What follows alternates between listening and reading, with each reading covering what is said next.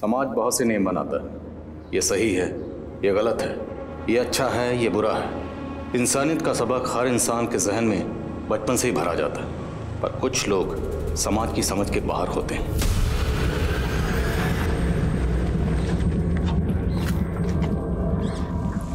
Ma'am, tyre puncture हो गया।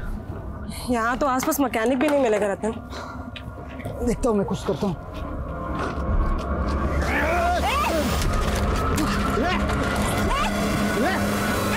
सीधा खड़े रहे।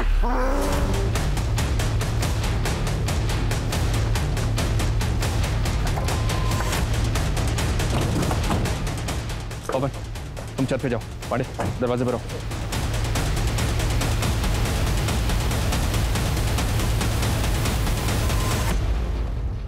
जैन सर। जैन त्रिपाठी, क्या हो रहा है? बड़ा था सर, एसपी साहब के ऑर्डर से कि घर पे 24 घंटे सिक्योरिटी रहेगी। त्रिपाठी, अगर हम ही मुजरिमों के डर से घर में दुबक के बैठ जाएंगे तो आम पब्लिक का क्या होगा? ऐसा ही आस्था की किडनैपिंग को 5 दिन हो चुके हैं और अभी तक उनका कुछ पता नहीं चला। अगर आपको कुछ हो गया तो? एक कांस्टेबल बहुत है, बाकियों को भेज दो। Sorry sir, I have to follow orders. नमस्कार, मैं दिव्यांका त्रिपाठी दहिया क्राइम पेट्रोल सतर्क के इस एपिसोड में आपका स्वागत करती हूँ। यूपी पुलिस का स्लोगन है सुरक्षा आपकी, संकल्प हमारा। लेकिन यहाँ तो पुलिस को ही सुरक्षा मुहैया कराने का माहौल बन गया था। सोचिए कैसा खौफ का माहौल होगा ये, जहाँ पुलिस तक महफूज नहीं थी। कौन था ये दरिंदा जिसने दहशत फैलाई हुई थी?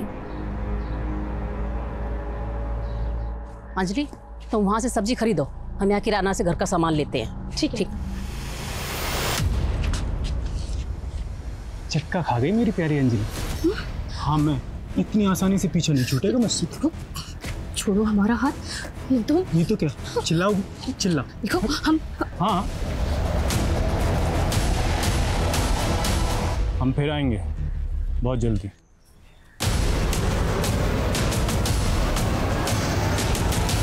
बताना कौन था वो? बोलती काहे नहीं? वहां तो बड़ा हाथ पे हाथ पकड़े खड़ी थी उसका। मम्मी, हमने हाथ नहीं पकड़ा था, वो प्रदीप था, हमारा पहला पति। पति? हमरी तो किस्मत ही फूट गई। एक तो उम्र से बड़ी औरत से अपने बेटे की शादी करा दी, ऊपर से पति भी आ धमका। अब समझ में आ रहा है माँ कि रोज मंदिर किस भगवान के दर्शन के लिए जाती थी। नहीं विजय, ऐसा नहीं है। हमने खुद उसे इतने सालों बाद देखा। अरे हम खुद चौंक गए थे उसे देखकर। चौंक गए थे? क्या पुराने आशिक को देख के पुराने दिन याद आ गए? विजय, बहुत हो गया। हमारी पहली शादी, हमारा पहला पति, सब कुछ बताया आप लोगों को, कुछ नहीं छुपाया आपसे। और जरूरत आप लोगों को थी। हमारे पापा ने आपकी मदद की थी, पर आप लोगों ने हमारी कद्र नहीं समझी। हमें भी नहीं रहना ऐसे मतलबी लोगों के साथ। जा रहे हैं हम विजय अपने घर। फुट्टी खोड़ी लाल लगान, खाए चना और बोले बादाम। अंजलि बेटा, एक बार और सोच। नहीं पापा, अब हम विजय के पास नहीं जाना चाहते हैं। अब हमसे और सहन नहीं होता है पापा। बेटा, सहना तो तुझे यहां भी पड़ेगा। तू तो अपने भाई भाभी को जानती है ना। अब ये दोनों बिजनेस भी संभाल रहे हैं। अब हम में ताकत नहीं है अपनों से लड़ने की। पर पापा, क्या हमारे इस घर पे कोई हक नहीं है? बेटा, ये 30 लाख की एफडी है, ये मैंने तेरे लिए बनवाई थी। बेटा, किसी को बताना मत। ये एफडी 1 साल में मैच्योर भी हो जाएगी। बेटा, तब तक एक कोशिश करके देख ले, शायद विजय का दिल तू जीत पाए।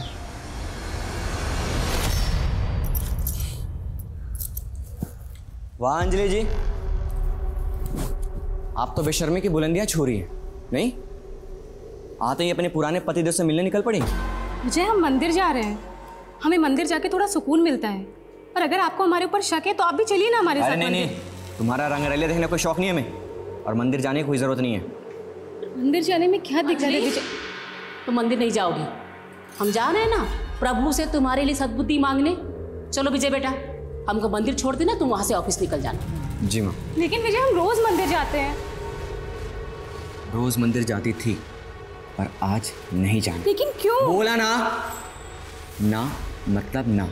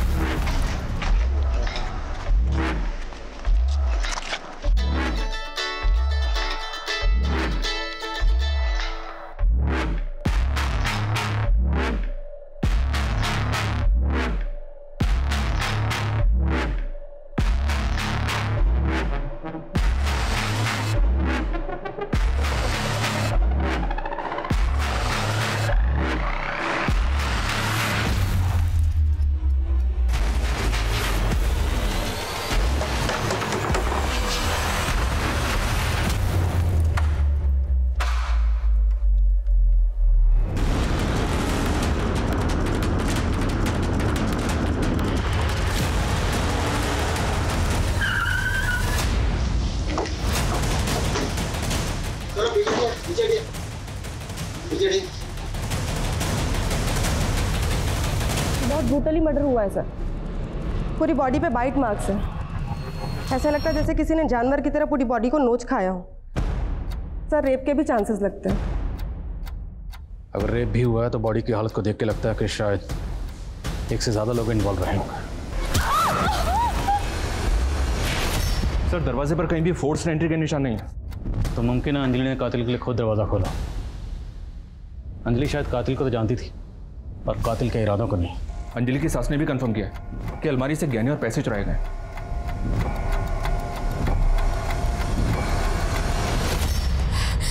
साहब हम मंदिर गए थे, अंजलि बेटा घर में अकेली थी। जैसे ही मंदिर से लौटे तो हमने दरवाजा खटखटाया। अंजलि की हालत देख के हमारा सर चकरा गया था साहब। हमने फौरन अपने बेटे विजय को बुलाया साहब। आप लोगों में से किसी ने घर के अंदर आते जाते किसी को देखा था? नहीं साहब, हमारे घर का दरवाजा तो बाहर से किसी ने बंद कर दिया था। सर हमारा भी। तो आप लोग बाहर कैसे आए? हमारे घर का दरवाजा तो विजय ने खोला। हाँ साहब। हाँ सर, हम लाश को देख के बहुत डर गए थे सर, इसलिए सर हम बाहर मदद के लिए आए थे, पर कुछ दिखा ही नहीं सर। पड़ोसी से बहुत आवाजें आ रही थी सर, इसलिए मैंने जाकर दरवाजा खोल दिया। घर में घुसने से पहले पड़ोसी की कुंडी बंद की गई। हाँ तो जो भी किया गया बड़ी प्लानिंग से किया गया। पिछले दिनों आपने किसी ऐसे अनजान आदमी को यहाँ पर देखा जिसको देखकर आपको कुछ अजीब लगा?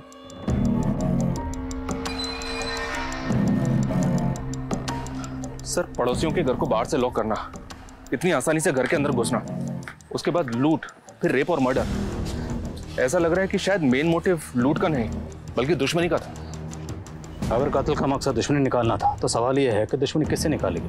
अंजलि से या अंजलि को मारकर उसके परिवार से? सर आसपास कोई सीसीटीवी नहीं है। पूरा घर छान मारा पर कोई मर्डर वेपन नहीं है। कौन लोग थे, कहाँ से आए, कहाँ गए, किसी ने नहीं देखा। अंजलि और विजय का बैकग्राउंड खंगालो और बॉडी को पोस्टमार्टम के लिए भिजवाओ। Okay sir.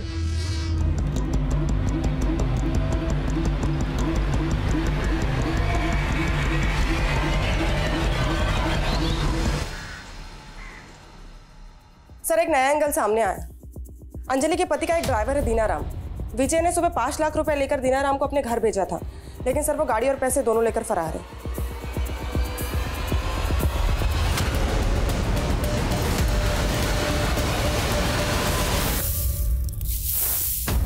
ए ब्यूटी, जरा ठीक से झाड़ू लगा, नहीं तो आज रोटी की जगह पर ना चमाट मिलेगी तेरे को। आगे तक लगा, आगे तक। ये तुम्हारा काम है ना, बच्ची से क्यों करवा रही हो? ओ मैडम, आप काम करो अपना। रास्ते से पकड़ के लाई हूँ, खाना खिला रही हूँ उसको, तो उससे कुछ तो काम लूंगी ना। अरे लेकिन वो छोटी सी बच्ची है, उसकी हालत देखो, बीमार लगती है वो। आपको ज्यादा दया आ रही है तो आप अपने साथ ले जाओ, मेरी भी जान छूटेगी। क्या हुआ, हो गई बोलती बंद? ए ब्यूटी, ठीक से काम करना, सारे पत्ते इकट्ठे करो, उधर फेंक क्या।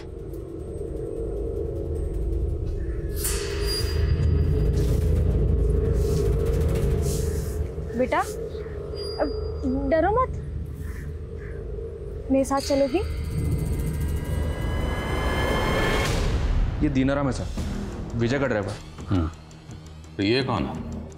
ये दुलारी है, अंजलि के घर में काम करती थी। कल शाम को सब्जी लेने बाजार गई थी, उसके बाद से घर लौटी नहीं। तो क्या इस कांड के पीछे इन दोनों का हाथ हो सकता है? पूरे चांसेस हैं सर। ये दीनाराम जिस घर में रहता था उसके मकान मालिक से बात की मैंने, उसने बताया कि दीनाराम ने 2 दिन पहले घर छोड़ दिया था।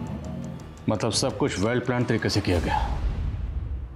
पर एक बात मुझे अभी भी खटक रही है, अगर अंजलि के घर में घुसकर मकसद लूट करना, रेप करना, उसका मर्डर करना भी था, तो इतनी ब्रुटैलिटी से मर्डर अंजलि का कातिल इतनी बेरहमी से क्यों किया गया? उसकी क्या वजह हो सकती है?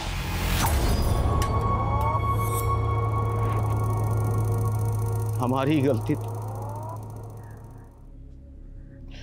अंजलि तो वापस जाना नहीं चाहती, हमने ही उसे वापस भेजा।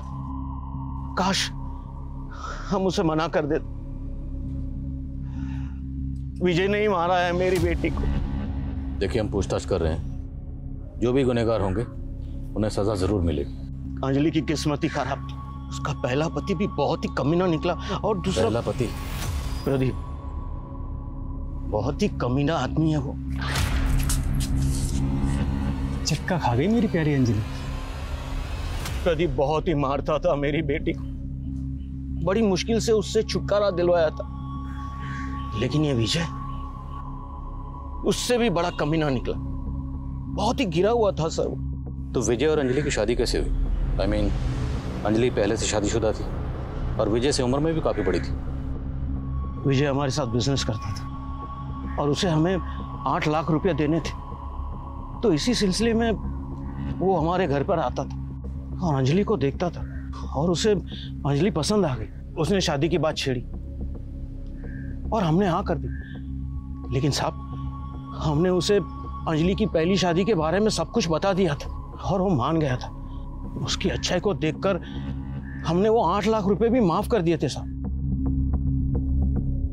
लेकिन साहब, इतना सब कुछ करने के बाद भी उसने मेरी बेटी के साथ। आओ, तुम यहाँ आराम से बैठो, मैं पानी लेकर आती हूँ। ठीक? अरे नीचे क्यों बैठ रही हो? ऊपर आराम से बैठो।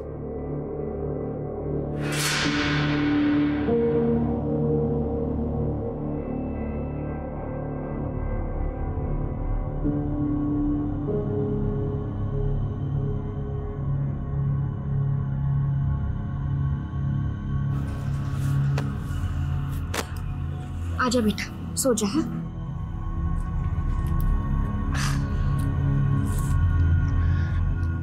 माँ, ये बहुत चुभ रहा है।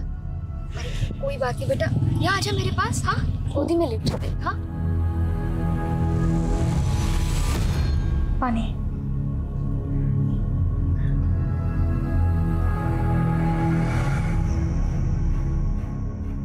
तुम्हें अच्छा लगा मेरा घर? तुम्हारा घर कहाँ है? तुम्हारे मम्मी पापा? मेरे मम्मी पापा मर गए।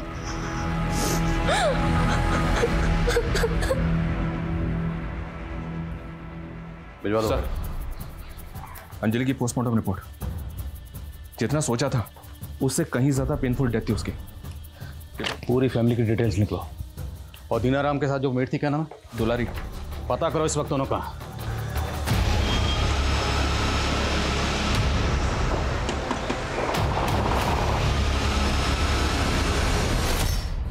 इस विजय की डिटेल्स निकलो और प्रदीप का पता करो। Okay sir.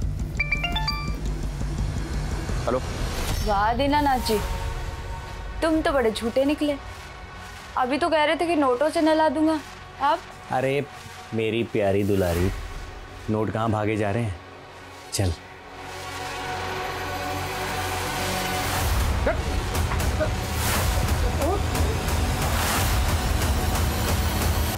चेक कर।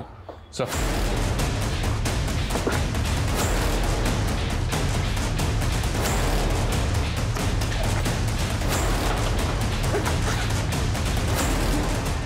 सर, ये देखिए।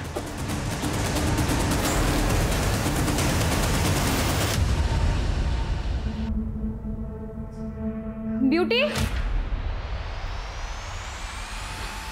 ब्यूटी, छोड़ो उसे, छोड़ो।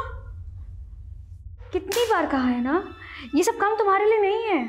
पर घर पर भी मैं मेरी माँ की मदद करती थी और आप भी तो मेरी। रुक क्यों गई? तुम मेरे लिए मेरी बेटी जैसी ही हो। माँ की याद आती है? तुम मुझे बताओ कि तुम्हारी माँ कैसी थी? चल किराया निकाल। साहब, आज तो मेरे पास पैसे नहीं है। मैं अगले हफ्ते खुद आके आपको सारे पैसे लौटा देती हूँ। हाँ, अगले हफ्ते नहीं, मेरे को कल पैसे चाहिए। तेरी बेटी को लेके जा रहा हूँ। पैसा दे के ना, इसको लेके जाना। मेरी बच्ची को छोड़ दो साहब। साहब मेरी बच्ची को छोड़ दो ना। मैं आपको पैसे लाकर देती हूँ साहब, मुझे माफ करिए। पैसे मेरी बच्ची का। कल तक पैसे मिल जाने चाहिए, नहीं तो।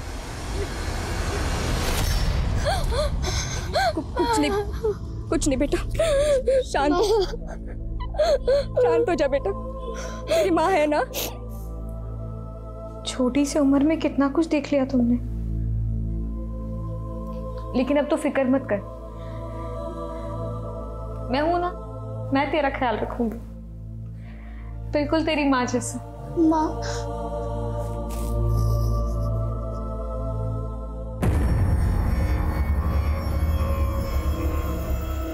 कोरोना नहीं है आपको, मामूली सा वायरल फीवर है। आप बेकार में परेशान हो रहे हैं। हम दवाई लिख देते हैं, एकदम ठीक हो जाएंगे।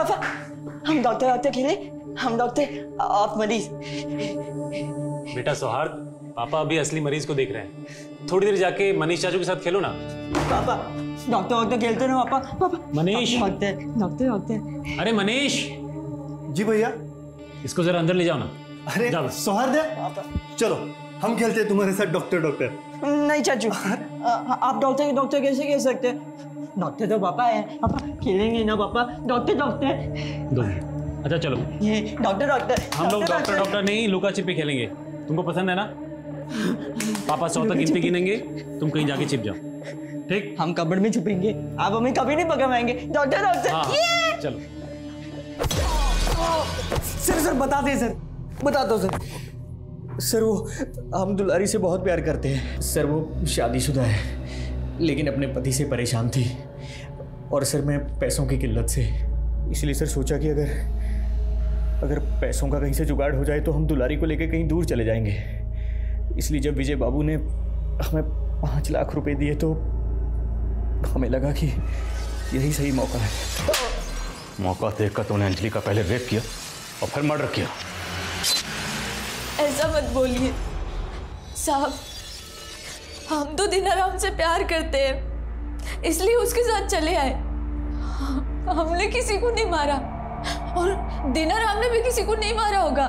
ये दिनाराम ये तो कबूल कर रहा है कि उसके घर से जो कैश रिकवर हुआ वो वही कैश है जो विजय ने उसे दिया था, लेकिन इस बात से साफ मना कर रहा है कि अंजलि के कत्ल और रेप से उसका कोई ताल्लुक है। दुलारी भी यही कह रही है सर, लेकिन अगर इन दोनों ने कुछ नहीं किया तो फिर किसने किया? अंजलि के घर से 50,000 कैश और तकरीबन 8 लाख की ज्वेलरी चोरी हुई थी। तो जिसने भी ये कांड किया है, कैश तो उड़ा दिया होगा, पर गहने वो अभी तक संभाल के रखे होंगे। मामला ठंडा होने का इंतजार रहा होगा, लेकिन गहने बेचे जरूर जाएंगे। शहर के जितने भी ज्वेलर्स हैं सब जगह अपने आदमी तैनात करो। Okay sir. सुहाद्या कहाँ है बेटा? सुहाद्या, ये लड़का कहाँ चला गया? जयंती भाभी, मैंने सुहाद्या को हर जगह देखा, पर वो कहीं नहीं दिख रहा है। क्या? सुहाद्या! अरे क्या हुआ, इतना शोर क्यों मचा रहे हो तुम लोग? अरे सुहाद्या कहीं मिल नहीं रहा, पता नहीं कहाँ छुप गया। अभी 1-2 घंटे पहले तो मेरे साथ वो लुका छिपी। हम कबर्ड में आके छिपेंगे, आप हमें कभी नहीं पकड़ पाएंगे। कबोर्ड।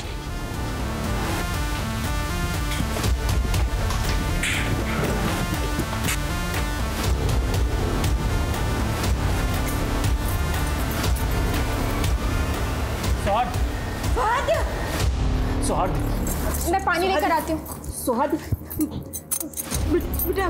बेटा जीत गया पापा, जीत गया।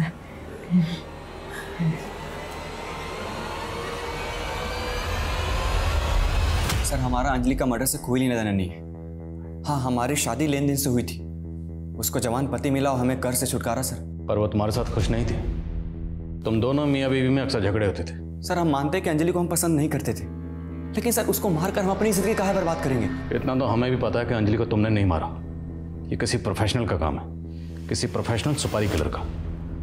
अब अंजलि की सुपारी तुमने नहीं दी तो अंजलि की सुपारी और कौन दे सकता है? सर प्रदीप दे सकता है, हमारी पत्नी का पहला पति।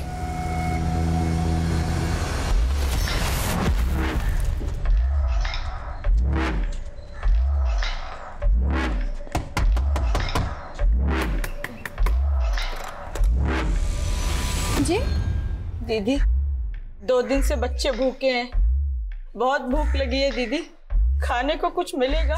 ठीक है, तुम रुको, मैं कुछ लेकर आती हूँ।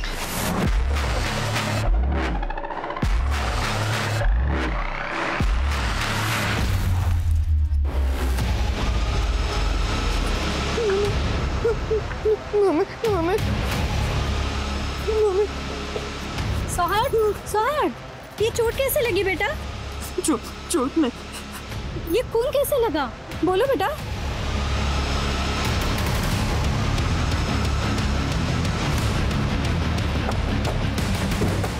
आइए सर, मैंने ही बुलाया था।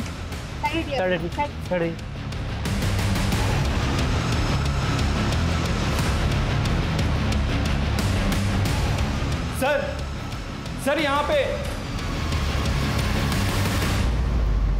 सर। हाँ सर, मैंने पड़ोसी से बात की है। डॉक्टर अजीत के साथ जिस औरत की लाश मिली है वो और कोई नहीं, डॉक्टर अजीत के भाई मनीष की बीवी रूपा है सर।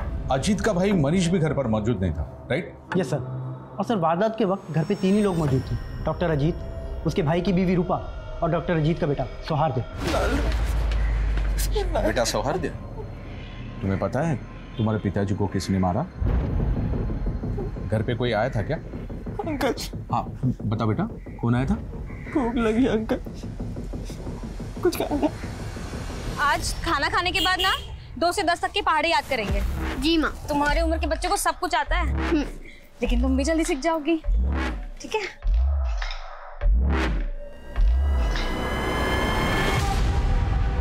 हाँ बेटा, अब बताओगे क्या देखा तुमने? हम पापा और रूपा चाची लुका छुपी खेल रहे थे। हाँ। फिर हम छुप गए ऊपर कबर्ड में।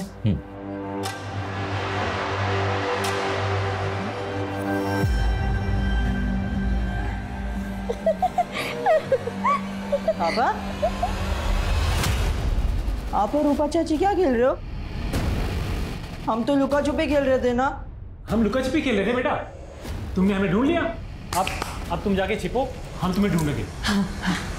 फिर हम वापस वही कबर्ड में आके छुप गए, तो थोड़ी देर बाद आवाज आई। सर ये सौहार्द ऑटिस्टिक चाइल्ड है, क्या हम इसकी बातों पर यकीन कर सकते हैं? बिल्कुल कर सकते हैं शर्मा, क्योंकि सौहार्द आम आदमियों की तरह सच में झूठ नहीं मिला सकता। उसने वही कहा जो उसने देखा, अनजाने में। शायद उसको पता नहीं कि उसने कितनी भयानक वारदात देखी। और सर अगर सौहार्द की माने तो डॉक्टर अजीत और उसके भाई की बीवी रूपा दोनों के बीच में अफेयर चल रहा था सर। ये भी तो हो सकता है कि जिसने रूपा और अजीत का मर्डर किया वो और कोई नहीं बल्कि मनीष। उसे रूपा और अपने भाई के अफेयर के बारे में पता चल गया हो और उसने। और जब रेप हो रहा था तब जो औरत वहां पर मौजूद थी वो जयंती हो सकती है। जयंती और मनीष दोनों के फोन बंद है। पता करो इन देवर भाभी के बारे में। सर आप यहाँ अकेली रहती हैं? हाँ, साल के 6 महीने अकेली रहती हूँ। मेरे पति मोहित मर्चेंट नेवी में हैं, तो 3-4 महीने में एक ही बार आते हैं। लो तुम्हारे बाल बन गए।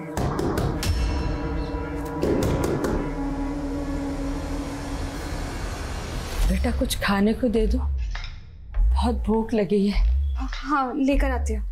भगवान तुम्हारा भला करे।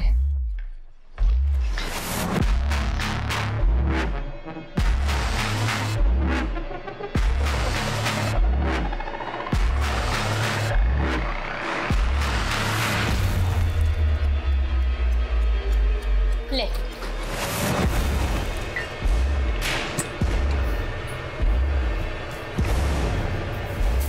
चलो जाओ ऐसे। ब्यूटी, ये क्या किया तुमने? हाँ, पानी क्यों फेंका उन पे? ऐसे नहीं करते बेटा। उनको भूख लगी थी ना, अब ये खाना उनको देना और उनसे सॉरी कहना। सॉरी। भगवान आपकी बेटी का भला करे। खुश रहो बेटा, खुश रहो।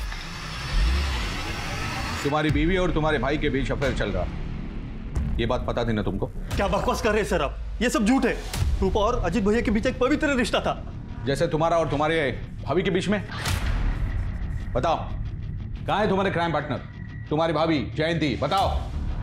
ना हमने कोई क्राइम किया है ना जयंती भाभी ने, वो तो अपने मायके गई हुई है। हाँ सर, हम अपने मायके गए हुए थे। आपके देवर मनीष का कहना है कि आपके पति और आपकी देवरानी रूपा के बीच कोई गलत संबंध नहीं थे। झूठ बोल रहे हैं सर, मनीष भाई साहब को सब पता था। दरअसल रूपा और अजीत के रिश्ते को उन्होंने ही बढ़ावा दिया था। क्या? दरअसल मनीष भाई सब कुछ कमाते नहीं थे, सारी जिम्मेदारी हमारे पति पर थी। उनके टुकड़ों पर पल रहे थे, इसलिए मनीष भाई साहब अपनी बीवी रूपा को हमारे पति अजीत के पास भेजते थे। और आप ये सब सह रही थी? और कोई चारा भी तो नहीं था सर, क्या करते? हमारे बेटे की कंडीशन तो आप जानते हैं ना, उसकी दवाइयाँ, उसके भविष्य के बारे में हम नहीं सोचते तो और कौन सोचता। पर कुछ वक्त से अजीत ने अपनी बेशर्मी की सारी हदें पार कर दी। जो हरकतें वो बंद कमरे में करता था वो खुलेआम होने लगी। बस हमारा सब्र खत्म हो गया, इसलिए हम अपने मायके चले गए। सर, हमने अजीत और रूपा को नहीं मारा है, हम सच कह रहे, हम अपने बच्चे की कसम खा के कहते हैं। वक्त तेजी से गुजर रहा था और पुलिस पर दबाव बनता जा रहा था। अब जरूरी था कि पुलिस कोई नए तरीके आजमाए। सर, सभी ज्वेलर्स को अलर्ट पर रखा है, लेकिन अभी तक कोई भी ज्वेलरी बेचने आया नहीं है। तो शायद हमें अपना तरीका बदलना पड़ेगा। अभी तक हम ज्वेलर शॉप पे फोकस कर रहे हैं, जबकि काले धंधे अक्सर रात के काले अंधेरों में किए जाते हैं। एक काम करो, जितने भी लोग इस तरह के गहने बेचने और खरीदने के सस्पेक्ट हैं, सबकी लिस्टिंग करो, सबके घरों के बाहर सिविल ड्रेस में अपने आदमी तैनात करो, नजर रखवाओ दिन रात। Okay sir. पुलिस को कुछ वक्त लगा, चोरी के जेवर बेचने वालों पर उन्होंने सख्त निगाह रखी और बसंत नाम के एक शख्स पर उनकी निगाह आकर टिक गई। बसंत जौहरी था, लेकिन चोरी के गहनों की खरीद बिक्री वो अपने घर से करता था, वो भी उन लोगों के साथ जिन्हें वो पहले से जानता था। पुलिस के लिए काम कर रहे खबरी पहले चोरी चकारी में सम्मिलित थे। पुलिस ने उनकी मदद ली, जाल बिछाया और बसंत को धर दबोचा। या तो चोरी का माल खरीदने के जुर्म में हम तुझे यहीं रख दें लॉकअप में, या फिर अगर तुझे बचना है तो हमारी मदद कर। ठीक है साहब, मैं आपकी मदद करने के लिए तैयार हूँ, लेकिन सर मेरे पास उनका नाम पता कुछ नहीं है। जब भी उनके पास कुछ माल आता तो वो मेरे पास खुद आते हैं। हमारे आदमी 24 घंटे तुम्हारे घर पर तैनात रहेंगे, गलती से भी गलती करने की सोचना मत। नहीं साहब। पुलिस ने बसंत के घर पर दिन रात पहरा लगाए रखा। हफ्ते गुजर गए, महीने गुजर गए, पुलिस ने अपना सब्र बनाए रखा और 78 दिन बाद बसंत के घर एक दस्तक हुई।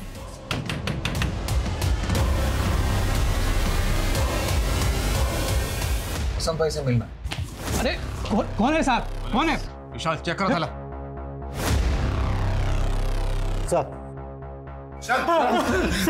साहब मैं अरविंद हूँ, ये शंकर है। साहब वो जेवरात हमें रास्ते में पड़े मिले थे, चोरी नहीं किए, उनको बसंत भाई के पास बेचने के लिए ले जा रहे थे, चोरी नहीं की साहब हमने। आपको लगता है कि इस उम्र में हम चोरी चकारी करेंगे? हम मामूली से इंसान है साहब, एक टोकरी चाकरी करने वाले। वो गहने नीचे पड़े दिखे ना तो लालच आ गया साहब और चले गए बसंत भाई के पास। तुम लोग नौकरी पेशे वाले मामूली लोग हो ना, तो चोरी चकारी का माल खरीदने वाले बसंत को कैसे जानते हो? वो क्या? जब तक सच ना बोले मरम्मत चालू रखो। चोरी नहीं की साहब, तो। और कौन कौन शामिल है तुम्हारे ग्रोह में? बोल दो, छोड़ दूंगा। छोड़ दीजिए साहब, डर लग रही है साहब, मर जाऊंगा साहब, चोरी नहीं। तुम तो बहुत अच्छा मसाज करती हो, कहाँ से सीखा? मासी से। मासी की वजह से ही मैं जिंदा हूँ।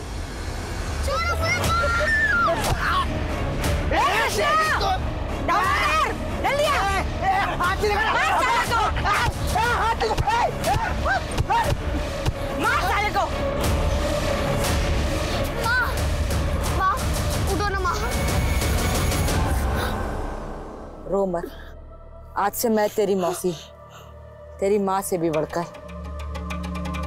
मासी बिल्कुल आपके जैसी है, अच्छी अच्छी बातें सिखाती है, सपने दिखाती है। फिर कहाँ गई तुम्हारी मौसी? तुम फिर से अकेली कैसे हो गई?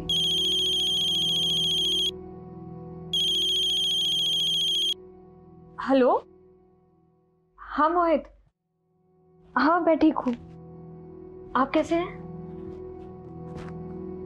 हाँ, आप कब तक आएंगे?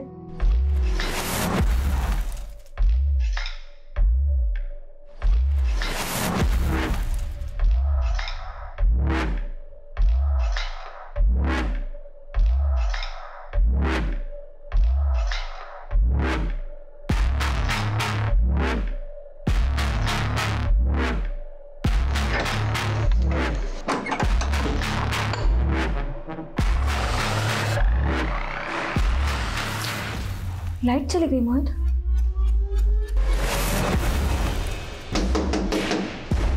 एक सेकंड माँ, मैं देख के आती हूँ।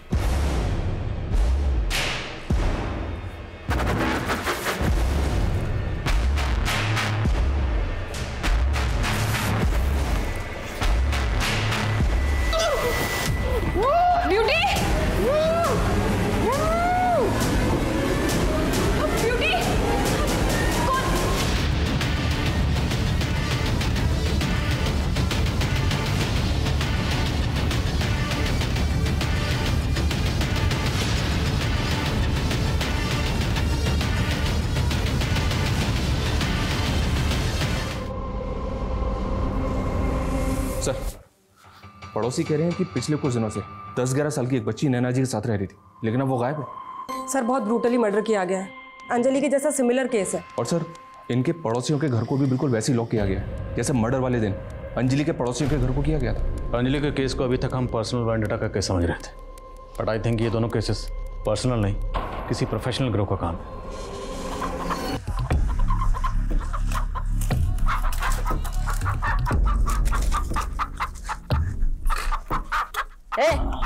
जा बलि देकर आ और प्रसाद लेकर आ। कृष्णा आजा।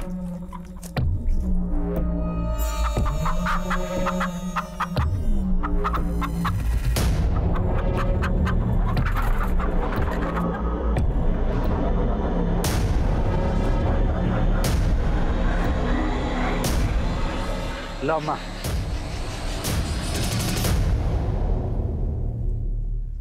कावेरी, मैं क्या बोलता है, अभी जल्दी से जल्दी इधर से अपने को निकलना पड़ेगा, नहीं तो पुलिस आ जाएगी। इस बार हम पुलिस के पीछे जाएंगे और वो भागेंगे हमसे।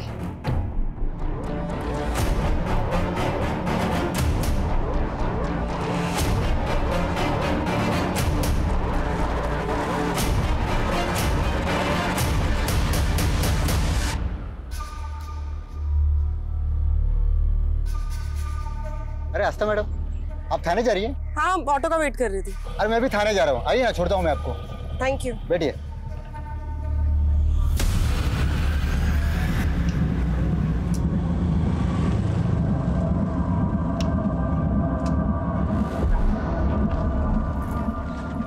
मैम, टायर पंक्चर हो गया। यहाँ तो आसपास मैकेनिक भी नहीं मिलेगा रतन। देखता हूँ मैं कुछ करता हूँ।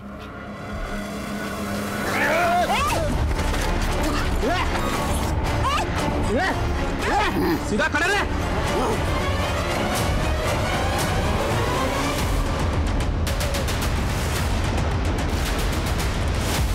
हटो एक सेकंड।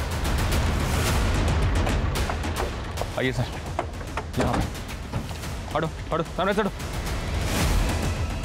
ये देखिए सर, ये ऐसा ही आस्था भी रतन के साथ थी। एक कांस्टेबल ने आस्था को रतन के साथ बाइक पे जाते हुए देखा था, और अभी आस्था का फोन भी बंद आ रहा है। सारी पेट्रोलियम टीम को अलर्ट भेजो और खबरों से क्या पता लगा कि आस्था कहाँ है। Okay sir.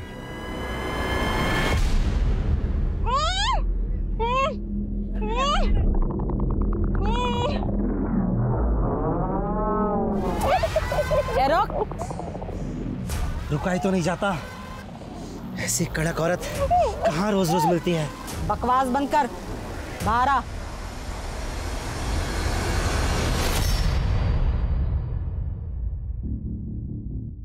पुलिस वाली है, जब तक ये हमारे पास है पुलिस हमारा कुछ नहीं बिगाड़ पाएगी।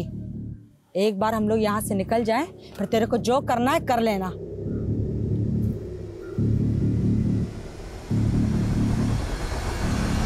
सर, हमारी खबरों से भी पता नहीं चल रहा है कि ऐसा ही आस्था इस वक्त कहाँ पर है और किस हालत में है। और ये अरविंद और शंकर, इन दोनों को 24 घंटे से भूखा रखा है। इनकी पिटाई भी किया सर, लेकिन दोनों अब भी एक ही बात बोल रहे हैं कि वो निर्दोष हैं। त्रिपाठी, मैं ये कुछ पुराने केसेस देख रहा था। इसमें साउथ का गैंग है पांडुपालिया, जो लोगों के घर में घुसकर रेप करता है, मर्डर करता है और चोरी चकारी करता है। इस गैंग के बारे में मैंने भी सुना है। ये साउथ के कोई आदिवासी या बंजारी लोग हैं, लेकिन सर ये लोग अभी तक नॉर्थ इंडिया में एक्टिव नहीं हुए। हाँ, बट इनकी जो मोडस ऑपरेंडी है वो सेम है जैसे हमारे यहाँ हो रहा है। ये जिस भी मोहल्ले में घुसते हैं, सबसे पहले मोहल्ले में घुसकर पड़ोसियों के घर की कुंडी बाहर से बंद कर देते हैं, फिर दरवाज़ा नॉक करते हैं और दरवाज़ा खुलते ही जो भी शख्स सबसे पहले इनके सामने आता है उसके सर पर डंडे से वार करते हैं। ये विक्टिम का गला धीरे धीरे काटते हैं और ये लोग पूर्णिमा को शुभ मानते हैं। और ये पूरी लूटपाट करने के बाद लूटपाट का जो माल है उसे बेचने के लिए गिरोह के यंग लोग नहीं बल्कि बुजुर्ग लोग जाते हैं ताकि किसी को अरविंद और शंकर की रिमांड कब खत्म हो रही? 10 दिन बाद सर। और पूर्णिमा कब? 4 दिन बाद। अरविंद और शंकर से कहो कि 10 दिन से पहले हम उन्हें छोड़ने वाले नहीं हैं। Okay sir. त्रिपाठी सर।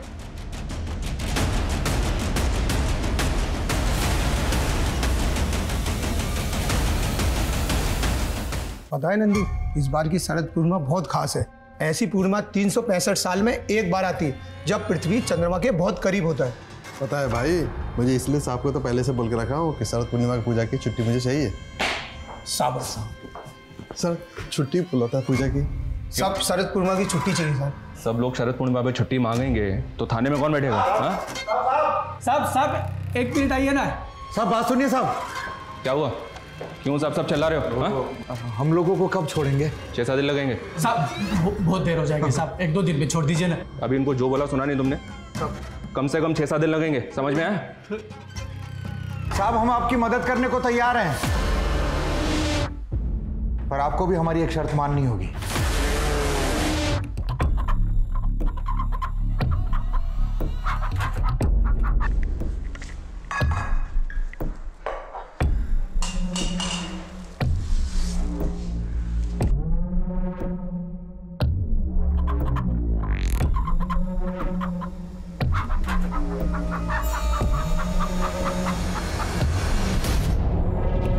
तो तुम बढ़िया है।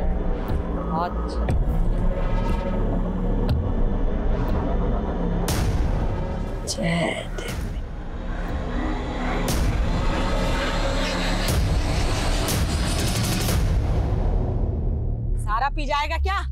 ए जा, जरा मैडम को भी हमारा प्रसाद छका करा।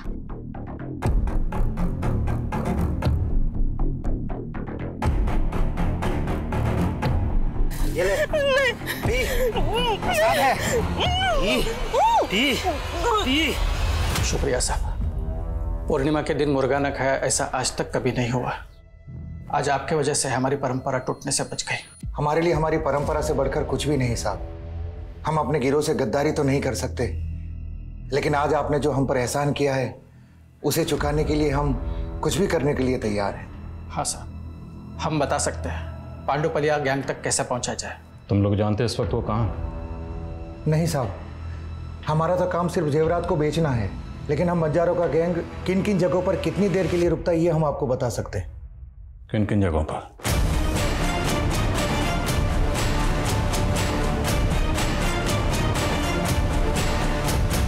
सर, ये ऐसा ही आस्था को पांडुपालिया गैंग ने किडनैप किया है।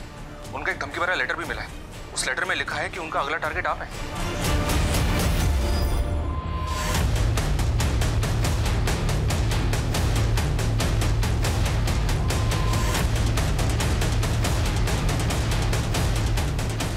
जैन सर।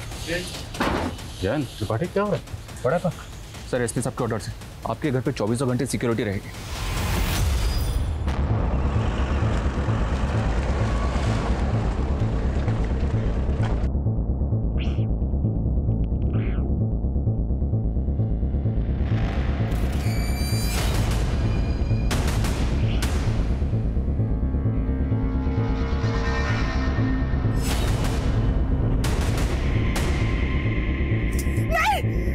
पूर्णिमा खून से नहाऊंगा मैं।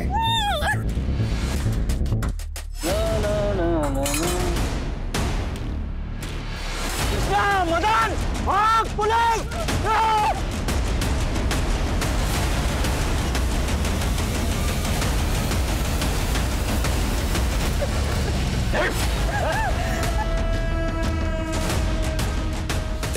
चल। हाँ सर। जैन सर। जय, ठीक हो तुम? बच गए आप। अगला नंबर आपका ही था। ये पूर्णिमा आपके लिए भी शुभ रही। तेरी पूरी जिंदगी जेल की काली अमावस में कटेगी। लेके जा सर। आएंगे हम, आशीर्वाद से बाहर आएंगे। अगले कुछ महीनों में पुलिस ने पांडुपालिया गैंग के कई सदस्यों को गिरफ्तार किया, जिसमें 10 साल के बच्चों से लेकर 70 साल के बुजुर्ग तक शामिल थे। ये गैंग एक मोडस ऑपरेंडी पर काम करता था। औरत और बच्चे जगह जगह पर घूमकर ऐसे घरों का पता लगाते थे जहां सदस्य कम हो, या जहां बुजुर्ग रहते हो, या औरत अकेली रहती हो। ये इनके इजी टारगेट होते थे। पूछताछ में गिरोह के एक सदस्य ने बताया कि आमतौर पर वो उन घरों को निशाना बनाते थे जो मोहल्ले के आखिरी में हो, या जो नदी और मैदानों के पास हो, जहाँ से भागने में आसानी हो। मैं इस बात को अच्छी तरह से समझती हूँ कि हमारे समाज का एक बहुत बड़ा तबका है जिसके साथ सालों से नहीं दशकों से अन्याय हुआ है, और उन्हें अपनी जिंदगी को बेहतर बनाने का मौका कभी मिला ही नहीं। लेकिन इसका मतलब ये कतई नहीं कि कोई जुर्म का रास्ता इख्तियार कर ले। इस तरह से तो पिछड़ा वर्ग और पिछड़ा हो जाएगा और पिछड़े वर्ग का हर सदस्य मुजरिम बन जाएगा। लालच एक ऐसा नशा है जो ज़मीर पर हावी हो जाता है। इंसान सही और गलत के बीच में अंतर नहीं कर पाता, कहाँ रुकना चाहिए वो समझ नहीं पाता। ऐसे गैंग्स लोगों की जिंदगियां बर्बाद कर देते हैं, लोगों का सांस लेना मुश्किल कर देते हैं। आज पुलिस की पुरजोर कोशिशों के बाद पांडुपाल्या गैंग का आतंक कम हो गया है। इस खौफनाक गैंग को रोकने के लिए यूपी पुलिस ने जो दिलेरी दिखाई वो सराहनीय है। टीम क्राइम पेट्रोल की तरफ से मैं आज उनकी बहादुरी को सलाम करना चाहती हूँ। आप सतर्क रहें, सुरक्षित रहें। इसी आशा के साथ मैं दिव्यांका त्रिपाठी दहिया अब लेती हूँ आपसे विदा। फिर मिलूंगी अगले केस के साथ। आप देखते रहें क्राइम पेट्रोल सतर्क। जय हिंद।